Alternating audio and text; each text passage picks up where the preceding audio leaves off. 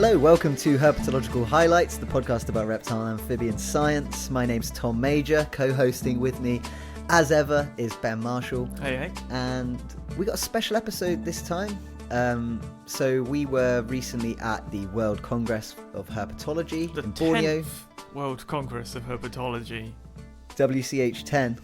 Big things. And while we were there, we're going to talk about the conference. This episode is going to be a little bit different. We're basically just going to sit and have a chat about the conference, about what we did afterwards, and some other little bits and bobs. So if you are tuning in, hoping for the usual news of herpetology, I mean, these are herpetological happenings of a sort, but we're not going to be discussing a paper like we normally do. We're just going to be sitting down, having a little catch up, because I haven't seen this guy for a while, haven't spoken to him. And yeah, we're going to, then at the end, we're going to paste our live recording, which we did at the conference. We did a live podcast in front of a live audience for the very first time ever, which I think you're overselling. It was like it was a sort of mini podcast. It was a mini podcast. So I don't want to give the idea of people listening that you're missing out on an entire episode by not listening to this. No, it's 15 minutes of is it even 15 minutes? I think it's about 12 minutes. It's 10, 12 minutes, yeah. Yeah, and then we had a few minutes for questions. We had a 15-minute slot, just like everyone else at the conference, except for the, what they called the... Plenaries. Yes, they had longer, but everyone got 15 minutes for their talks. So yeah, we did it, but that doesn't take away, Ben, from the fact it was a live podcast. It was real. In front of a live audience. Yeah. It was happening. We were there. There were people in the audience looking directly at us with their eyeballs. And yeah, it was fun. It was good. Obviously different vibe to what we normally do, where we just sit in front of our computers and talk to each other. Safe. Yeah. Safe. Yeah. Secure. Friendly. This could have been hostile. Thankfully, it wasn't hostile. There was a definite absence of hostile vibes at the whole conference. I was going to say, the whole conference was definitely I've experienced a lot more confrontational academic environments than that, and it was really chill.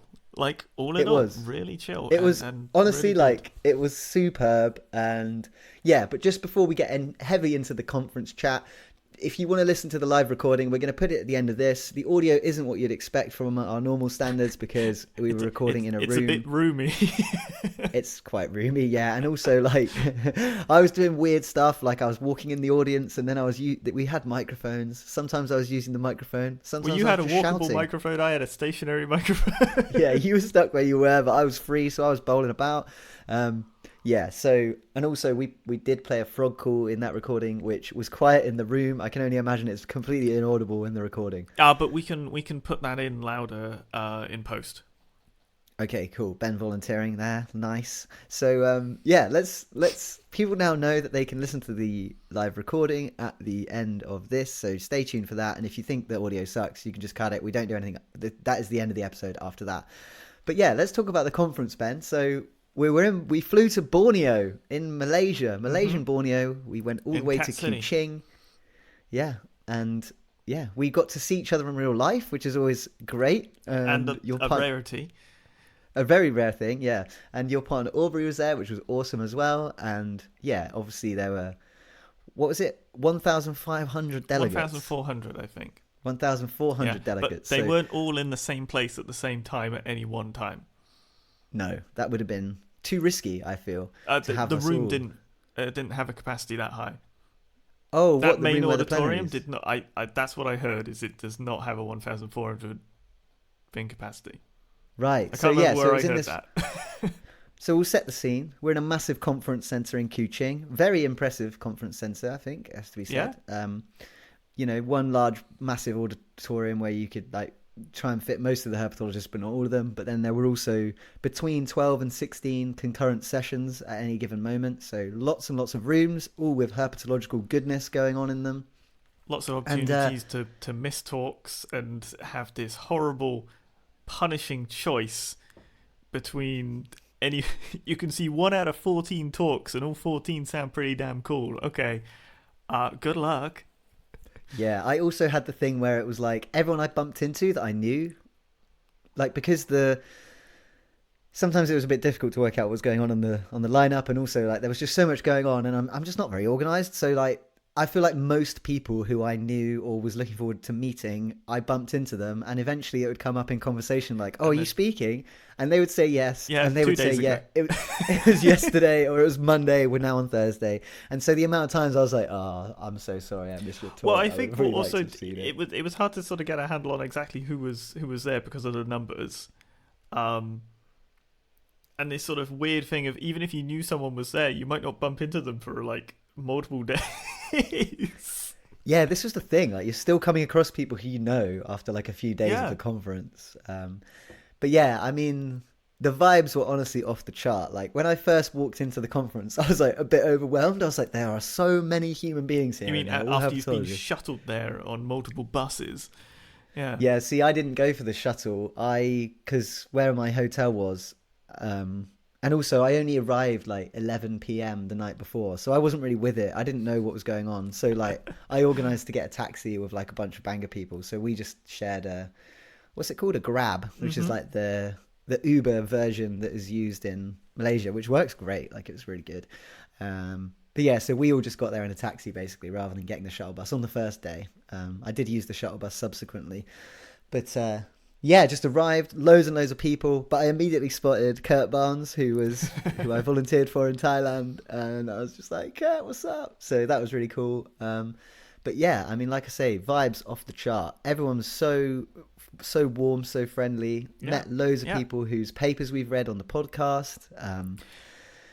We also had a poster, so we kind of stood in front of that at various times. And yeah, I was honestly extremely pleasantly surprised, even delighted by how many people came up to us and talked to us having listened to the podcast. Yeah, well, just a sort of general interest, surrounding podcast and poster and stuff. Like, yeah, the engagement was superb. It was super heartwarming. Yeah, really gratifying to meet so many cool people. Like, yeah, it would be awesome to shout you all out, but like, straight up, it was just too many people coming up to us and saying like, we like the podcast. That's a bit self-aggrandizing, but yeah, it was awesome. And I went to sleep with a smile on my face every day. It was super nice. So yeah, thank you very much to everyone who took the time to come up and say hello, and yeah, learn a bit about all of their research and stuff, which was cool as well. Well, that's the other cool thing is you'd be chatting to someone about, oh yeah, enjoy podcasts and stuff, and then conversation would switch to what they're studying, and they're doing something outrageously awesome. They've got a poster over there that you check out, which is also awesome, or they've got a talk the next day, which just the density of quality science and enthusiasm is remarkable, and yeah, just fantastic to be a part of. Yeah, really like energizing, refreshing experience to see all these people from all over the world. I mean, you get to meet people from India, from Australia, you name it, America. Yep. People who you wouldn't ordinarily have a chance to probably interact with except via the internet. And so yeah, I can really see the value. And I mean, I kind of was already aware of the value of conferences, but it is undeniable as this like insane, networking event kind of sells it short, because like I feel like a lot of these people were sort of more friends than like colleagues potentially, but it was awesome. Yeah, it's sort of a catch up, isn't it? Yeah. So yeah, we went to the conference. We each gave a talk as well on our individual research. I gave a talk about Aesculapian snakes. You gave a talk about your PhD, trying to understand how good our movement methods to understand snake behavior are, which was awesome, by the way. And yeah, shall we talk about? We were going to mention kind of our favorite talks. Do you want to get stuck into that? Yeah, This is sort of underselling the quality, because so many. I don't think there was really a duff talk that I witnessed, to be honest. The quality was superb, but we've narrowed it down to like a top 3 each, right? And in no particular order. This isn't like this is best talk and then these are the 2 runners up sort of thing. And ones that I haven't mentioned, I've tried to. So for my top 3, I've tried to capture a bit of the diversity of the talks that were given as well. So it's not just, because I have a natural sort of like of snakes, snake movement. I have no snake movement. Actually, no, I have one. I lied. I do have one, but I could have easily done multiple snake movement talks as a top 3, which I have not done. I have 2 different ones. But yes, so we just jump into it then? Yeah, and also you said yours weren't in order. Mine were in order, but I'll jumble them up now. Oh, I see. You do actually have a top, I and then a literally second, had a and then top. a third. I had like a first, second, third place. I couldn't choose. They're too different. You really couldn't choose. They're too different. Fair enough. Yeah. Because fair enough. Right. So the first one I'm going to start with is probably the one that had made me sort of rethink how I consider things the most, which gives massive points, but maybe it's, and the others weren't aiming to do that. So there's a paradigm shift. Well, a little bit. Certainly, just as a result of this talk. Yeah. So this was by Isaac Krone, and it's all, in brackets, the Herps. The Earth will not remember how geographic gaps pattern the future fossil record of reptiles and amphibians. And the whole sort of deal was getting a handle on if we were to have a mass extinction rate right now, how much of that would actually be recorded in the fossil record, and through examining the sort of current potential for fossilization now with species that we know exists, can that help inform actually how much of the fossil record we have a handle on and the extinction rates of past known mass extinctions? And does it give us an idea of maybe we've missed some mass extinctions because the fossilization rates weren't sufficient to pick them up? And it was obviously he did it for all groups, but with a slight sort of twist to reptiles and amphibians for the sake of the conference. And it was a real takeaway of just how difficult getting amphibians to fossilize sort of is. Because fossilization only really is going to occur in certain locations, and those locations might not actually match up with the bulk of your amphibian diversity. And even if it were, amphibians are quite hard to fossilize because of their sort of size, shape, and sort of how delicate they are, right? They're like 95% goo, aren't they? So... Right, goo doesn't fossilize very well, so they're gone. Yeah. Forget them. You're not going to notice. Which is... When I first heard about this, I didn't see the talk, naturally, but somebody else told me about it, and I was like, oh, wow. So, like, all this destruction that we're wreaking on amphibians right now, the future inhabitants of Earth will have no way of understanding it. But basically, yeah, so I'm just looking at the abstract, and so it's fewer than 40% of amphibian species are likely to enter the fossil record. So you can imagine trying to get a gauge of how many amphibians there were and, how many went extinct when you're only looking at such a small chunk compared to the overall. And that it's going to be geographically biased and biased in other ways as well. So it's, yeah, it was wonderful because it was just this using sort of modern scenarios to inform past scenarios and make you sort of rethink what that fossil record actually means. Very, very cool. Very cool. Do you want to do all 3 of yours and then I'll tap in with mine, or should we take it in turns? I can do all 3. I can carry on. Go on then. So, second one I have is, it's snake movement. So we have surprise. Chantelle Derez's talk on No Place Like Home, Relocated Nuisance Pythons Move Further and Die Earlier. So what? How did I not go and see that? What was I doing? I don't know what you were doing. Just milling about. Probably seeing another awesome talk, to be fair. Yeah, probably. I think it was running at the same time as some genetics biogeography stuff that you wanted to see. Yeah, I saw some really good... Because this was maybe the last day, or second to last day. It was quite late. Oh, right. And I know a lot of the biogeography stuff was coming up then. So that might have been where you were. So this was carpet pythons, translocated pythons, non-translocated pythons, comparisons, classic spatial ecology stuff of following them around very intensely in this area in Brisbane. It's just an outrageously cool data set, an just high amount of tracking effort for, I think it was 26 snakes, something like that. Decent.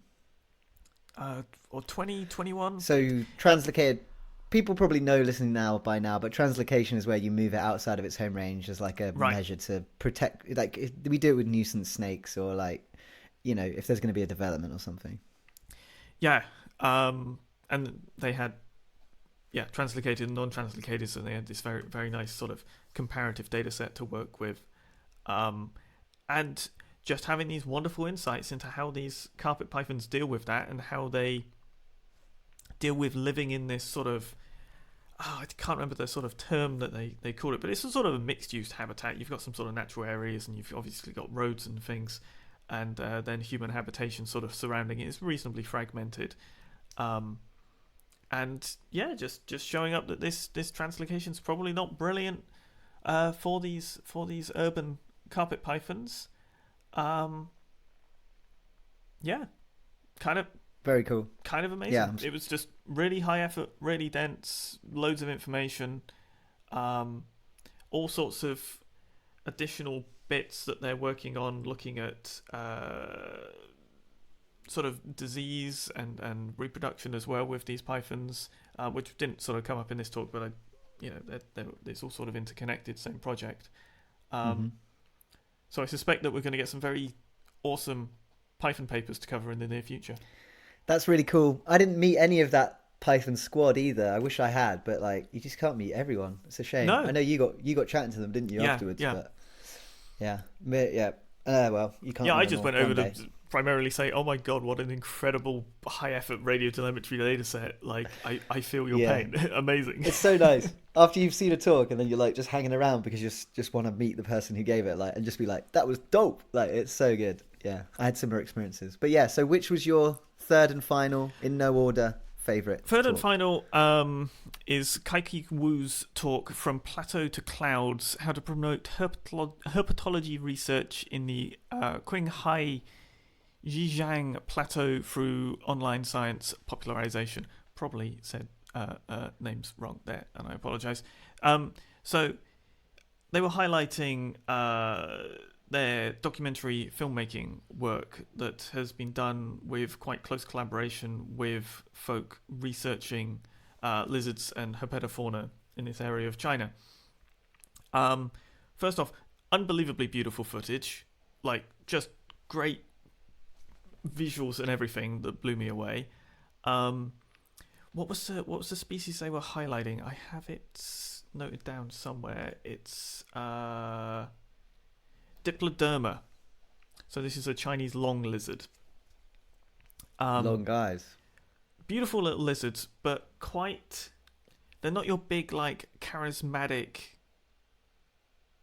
showpiece species in a lot of ways. And I really liked a documentary that was quite, number one, making use of science to inform it quite directly with that interaction with people that are actively studying them, but also this focus on a lizard that's kind of like your classic agamid in a lot of ways. They're really charming and beautiful lizards, but I'm simultaneously underselling them and overselling them. But not what I would expect a documentary filmmaker to gravitate towards necessarily, I think, is what I'm getting at. Yeah. But outrageously beautiful footage, absolutely superb process for making a documentary, and just really, really impressed me overall. And I just, if this is where sort of documentary filmmaking's going, as opposed to your big budget Blue Planet stuff, I think we're looking great, because just that tying of expertise to quality filmmaking was brilliant. Yeah, that's cool. I'll tell you what, I'll throw a link to their YouTube channel in the show notes too, that people can go have a look, because it's beautiful and amazing, and I just really appreciate the process. That's awesome. Yeah, that speaks just to the vibes of the conference, really. Just 100%. Lots of hopeful stuff. Yeah. Lots of enthusiasm and new approaches, and people just putting in a lot of effort to do cool stuff. Absolutely. Yeah. Awesome. Absolutely. So there you go. Ben's top three. Shall I take over my top three here? Yes. So the first one I want to talk about was about Blindsnakes, and this was by somebody called Sarin Tiatragul. I believe it's Dr. Sarin Tiatragul from the Australian National University in Canberra, Australia. And Sarin was talking about blind snakes and it was all about non-adaptive. The title was Spaghetti and Sausages, a non-adaptive radiation of Australian blind snakes. And essentially it was just all about how blind snakes have kind of fallen into two broad categories, where they're either really fat and thick and short, or they're really thin and long. So and sausage versus spaghetti. Sausage versus spaghetti, and then that was further truncated to like, I think it's spags and snags.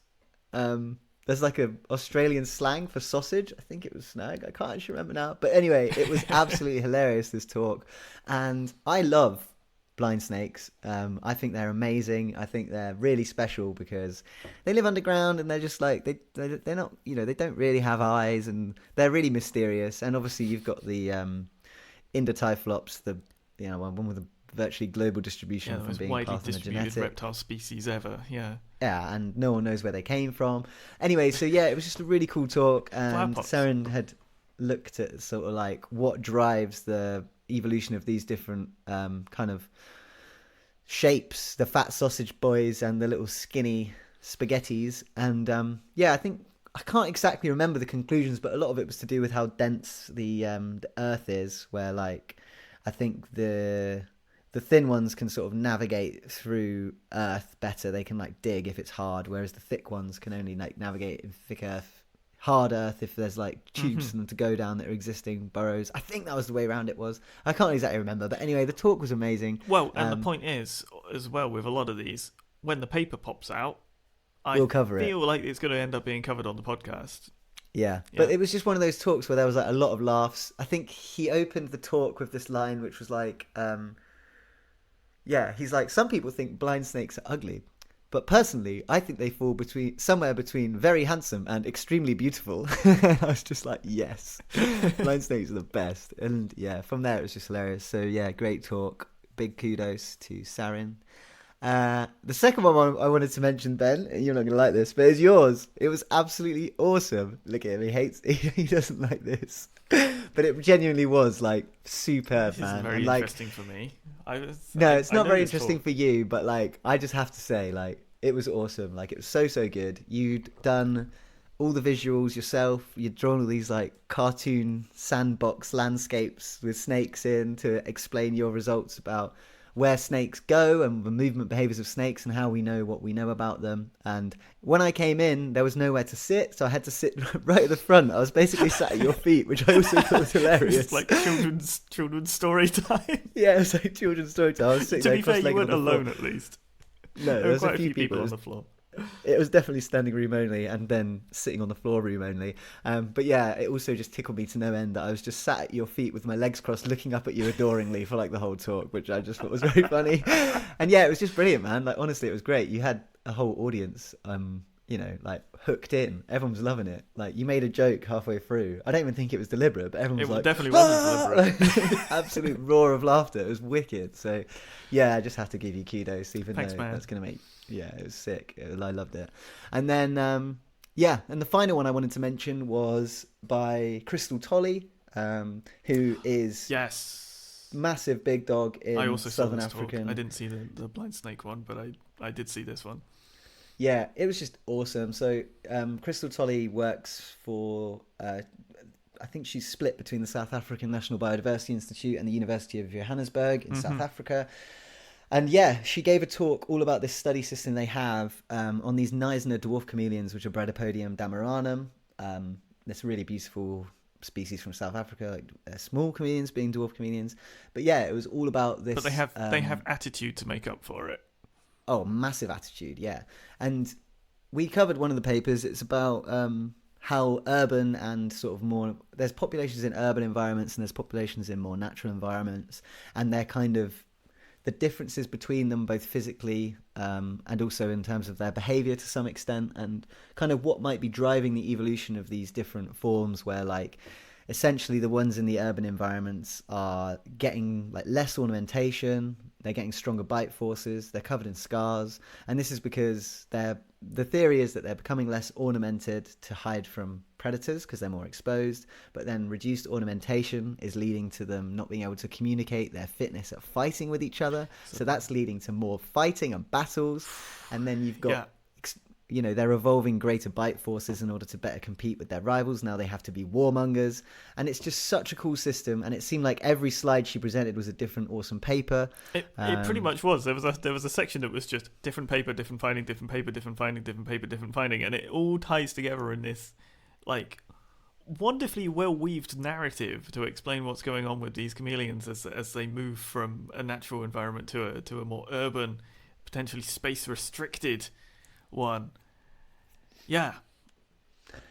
And and afterwards I had the similar thing, and I also wanted to thank Krystal because she reviewed our Hemacartus description and did like the most amazing job, like made it so much better. So I wanted to say thanks to her and just say big up her paper. So I got to meet her, and she's like the coolest lady ever. It was so nice. And she'd heard about the podcast and had listened to one where we'd done her paper and was like giving us props, which was super cool. So that's always nice to hear when you haven't misrepresented somebody's work, because that's always in the back of your mind of, because it's so easy to almost like flip a finding at times, a missing a does not for a does sort of thing. So it's nice to know that we didn't mess that one up. Yeah, no, I mean, yeah, she was really complimentary, and I gave her a sticker with a chameleon on it, and she subsequently sent me a picture of it on her suitcase, which was pretty cool. So but those are just 3 that we picked out, but both of us, can't stress enough how many awesome talks there actually were. Like you say, I don't think I went to one that was bad. No, absolutely not. It was just good times. Herpetologists are really great, and it's just fun to be a part of that. I'm going to endeavour to never miss a World Congress as long as I live now. That's the plan. The next one is in Spain. Right. 2028, Spain. Wasn't Seville, was it?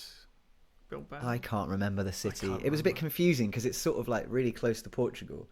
So. Oh, right. Yes, it was very close to Portugal, wasn't it? It was a whole like. Yeah. But there's also the European Congress of Herpetology, I think, coming up sooner than that. So I'm going to endeavour to get to that as well, because, it was just so much fun. Need to get something sorted out to present at that. But I don't know when that is. I don't think it's for a couple of years. But anyway, I just can't recommend the conference enough. Massive props to the organisers of it. It was a really amazing undertaking. They absolutely smashed it. Everything was great. The food was good. The organisation of the talks was really good. The lineup was a bit confusing. That would probably be the only thing I would detract from. Is like it was sometimes confusing to work out online where you were supposed to be going, and there were a few errors in that. But for the most part, you can't really detract from it in that way. Well, certainly on the scale of what it was, like it's a big undertaking. So yeah, absolutely. And also transitioning off that, when things were going a bit squirrely, had a superb team of volunteers that were sorting stuff out and making things happen.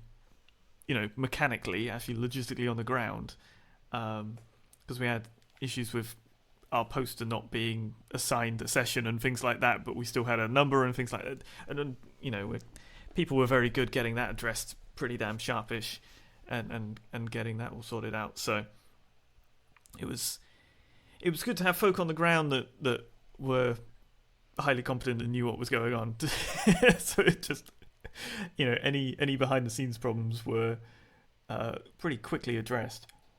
Yeah, definitely. Shouts to the organisers and the staff and the volunteers for making it run smoothly. Yeah. It was brilliant.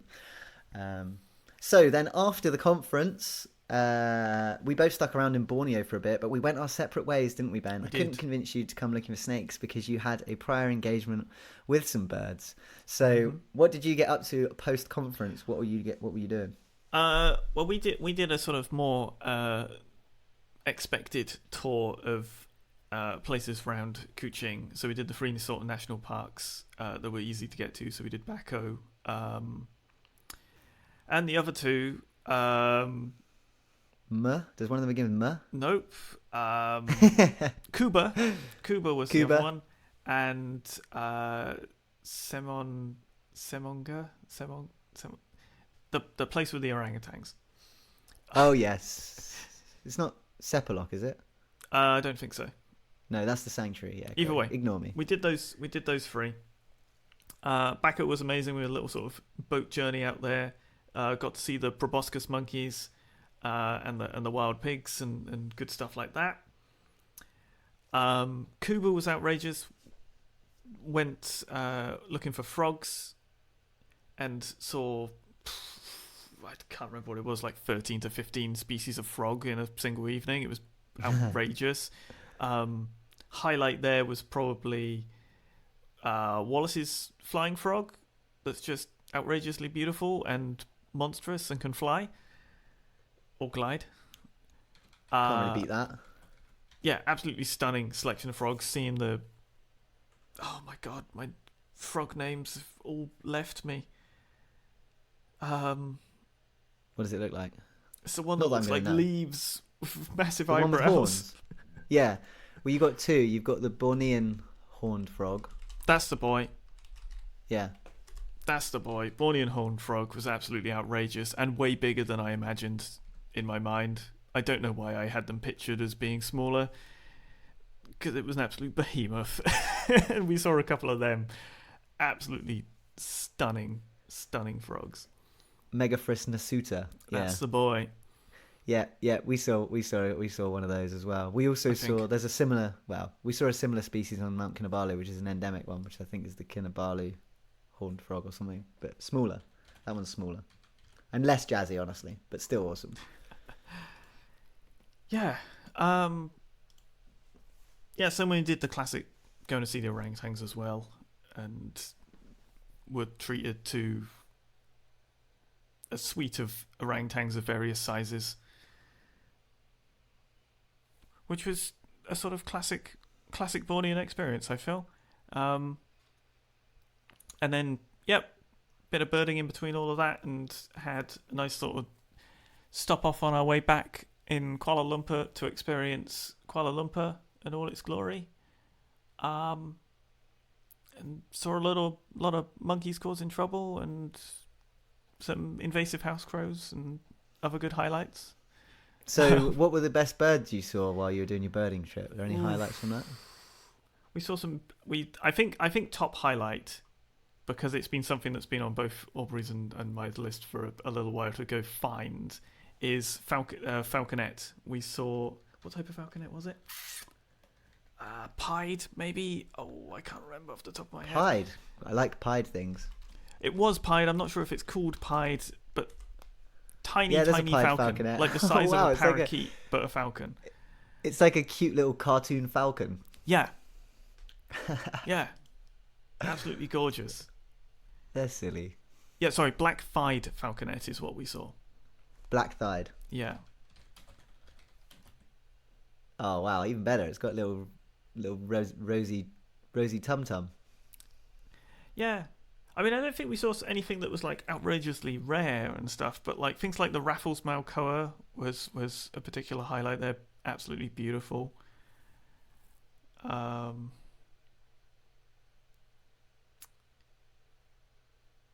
Yeah, I think I'd put Raffles Malkoa and the black-thighed falconet as top spots.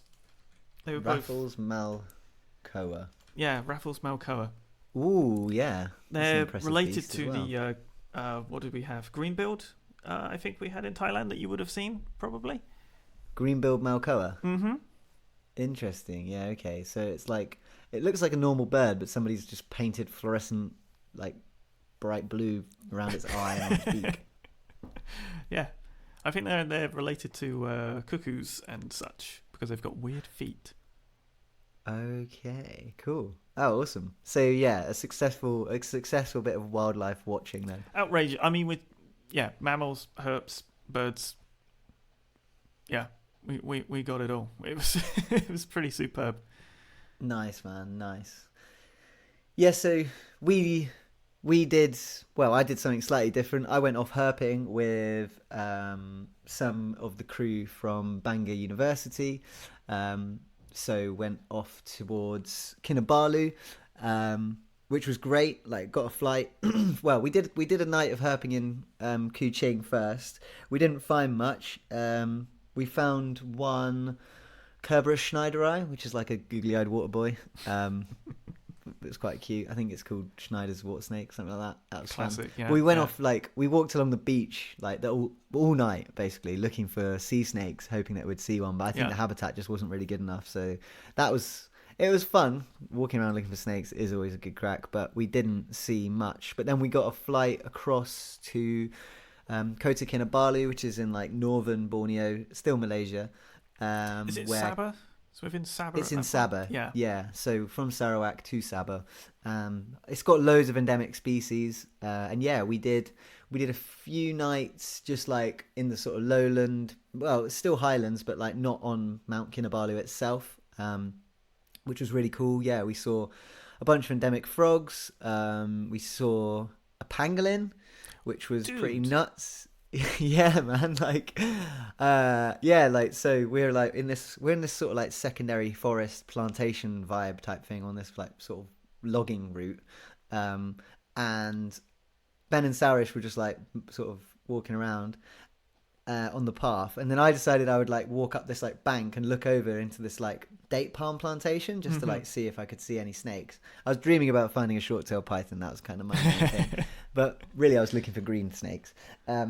Vipers, and yeah, like not even 2 meters away from me there's just this pangolin just like snuffling away, and I obviously spooked the pangolin. It kind of spooked me as well, and then it started climbing a tree, which I didn't know they could do. Just like climbed up this date palm thing, just like making this sort of loud sort of snuffling noise, and they are much bigger than I thought. It was, what is it, I can't remember the name of the species. Sunder pangolin. Yeah.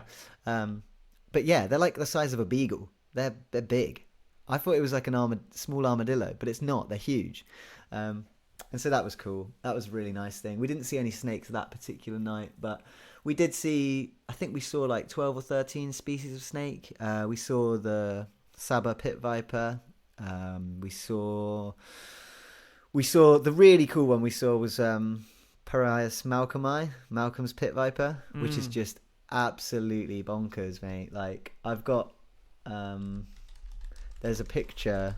Yeah, it's just like this like really vibrant green snake with like black around the edges of the scales, and it was the snake that kind of like everyone up on Kota Kinabalu was looking for. That's the one to find.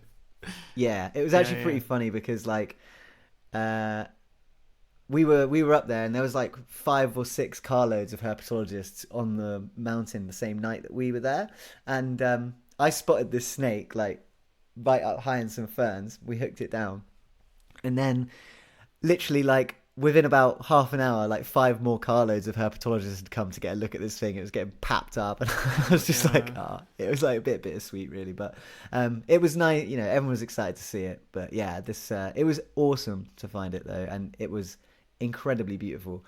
Definitely didn't disappoint. You know, it's one of those snakes that you see pictures of. And yeah, still as good as real. That's the real thing. It was like even better. It was like breathtaking, honestly. So that was really cool. And yeah, some other like little. We saw some calamaria, which are like the little reed snakes. They were nice. And like you, just a host of frogs, lots of interesting geckos, a few different species of, or at least a couple different species of Certodactylus bent-toed geckos. Yes. Yes. There was some. Which were, yeah, we got a couple of good gecko sightings. Yep. Yeah. But yeah, it's just really fun. Could have stayed out there for weeks and weeks looking for snakes, to be honest. But alas, you got to come home. Do you go back to normal life? But yeah, Borneo was just an awesome experience all over. And yeah, really cool that they managed to host it there. And I think it was nice. They said that the conference gave out more travel grants to people. So you had like a lot of representation from like South and Southeast Asia, which was really cool to see. And really nice to be able to meet the people who do research there. So, yes. Yeah, I think Kuching was a good pick. Like, it was a little bit sort of a mission for us to get there, but once you were there, you know, it's a pretty damn reasonable place to be in terms of like cost and accessibility wise, as in for getting back and forth between conference center and hotels and things. So that made things easier. And you've just got so much wildlife on the doorstep too. I mean, like who can pass up Borneo? Absolutely. Yeah, exactly. Place. Yeah. So yeah, Mount Kinabalu was really cool. I'd recommend it. Yeah, just good fun. So what else do we need to mention? I think that might be just about everything we planned, right? Oh, we should shout out the fact that we have got another bonus episode upcoming. So we were kindly invited by the Squamates crew. So if you don't know about Squamates, it's another herpetology podcast run by Mark Schertz, but also with a few others, including Herrel Nike, who we met at the conference. And they were, because Mark and Herrel were both at the conference, we did a live podcast recording with, well, not a live podcast, we recorded a podcast with them. It's a sort of crossover chat about various things and stuffs.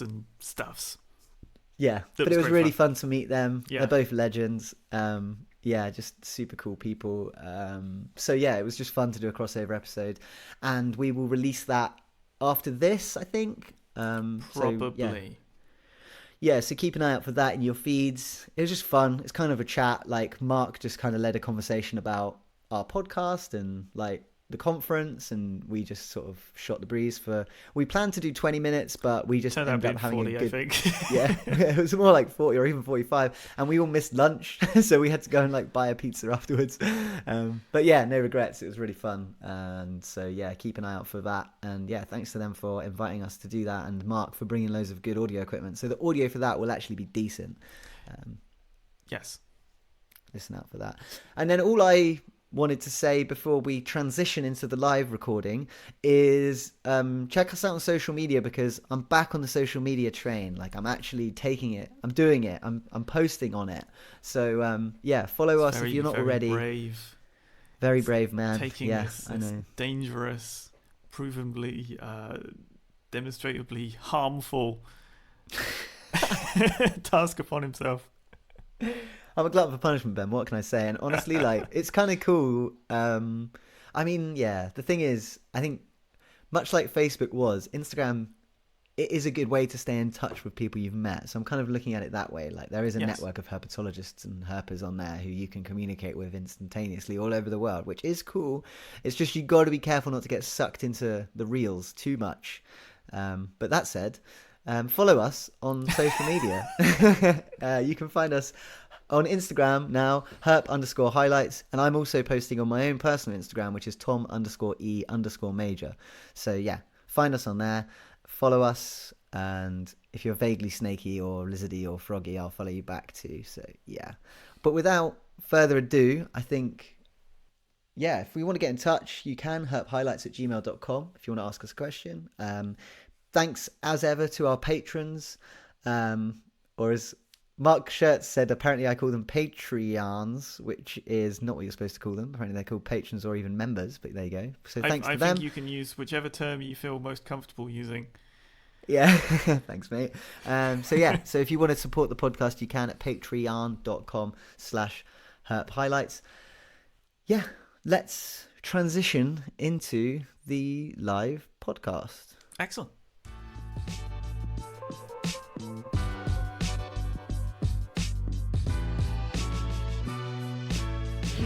Okay, hello everybody. Thanks very much for coming to see our talk about our humble podcast. We've got recording. Oh yeah, okay, we're good. Hey everybody, yeah, thanks for coming. My name's Tom Major, and that's Ben Marshall. And yeah, together we're Herpetological Highlights podcast. Essentially, about 6-7 years ago now, me and Ben we met. No, well, longer than that actually, like 8-9 years ago. We met in Thailand originally. Yeah. So we both volunteered on this project.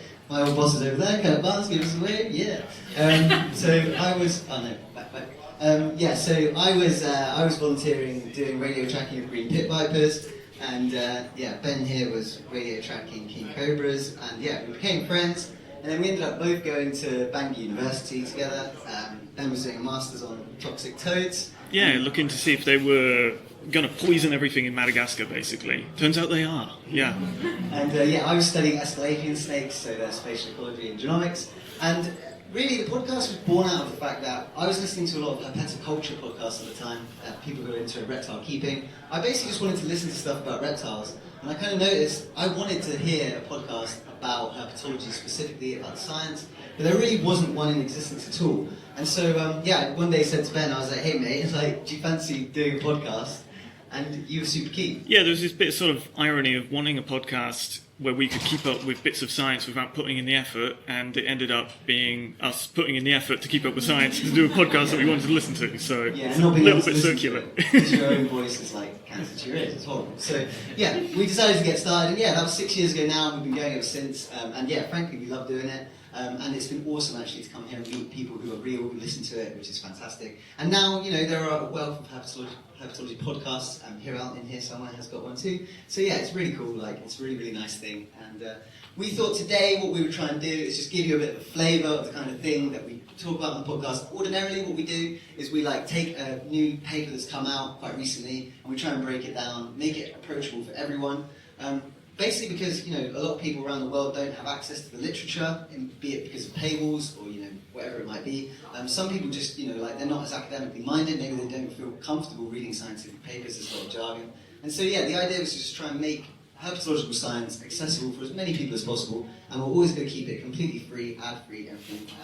And that was the intent. Yeah, I think that's the sort of contrast with it. You know, we had some really awesome on-the-ground stuff in the previous talks. Ours is almost comparatively lazy of just like putting out on the world and see who will listen, and I think that's sort of what we're trying to highlight. Is that's been surprisingly successful, and you know, we've got how many delegates here?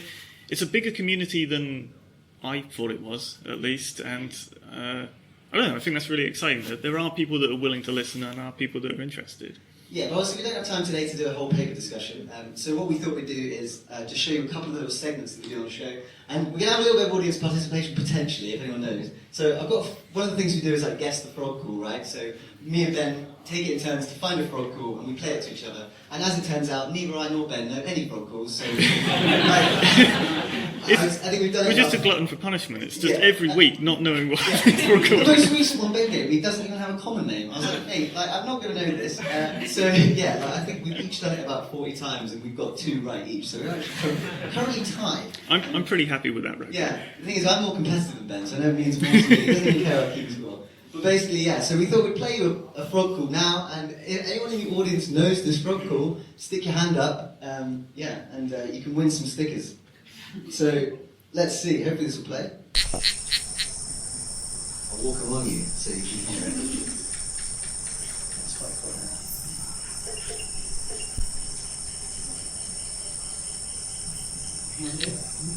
It's like a little chat that comes in.